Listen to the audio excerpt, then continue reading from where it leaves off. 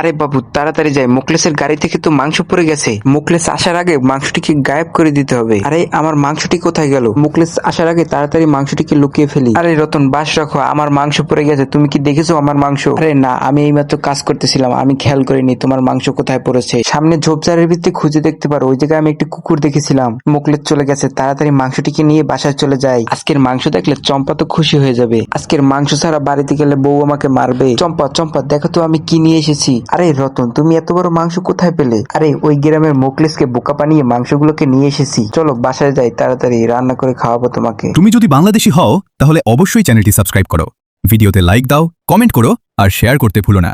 আর তুমি যদি অন্য দেশের হও তাহলে কমেন্টে তোমার দেশের পতাকা দিয়ে জানিয়ে দাও তুমি কোথা থেকে দেখছো। বন্ধুরা প্রথমে মাংসটিকে ভালোভাবে ধুয়ে নিতে হবে, তারপরে মাংসগুলোকে কিমা করে নিতে হবে, তারপর আদা রসুন পেস্ট দিয়ে তারপর রান্না করে ফেলতে হবে। চম্পা চম্পা তাড়াতাড়ি চলে আসো, খাবার রেডি। না রতন তোমার হাতে তো জাদু আছে।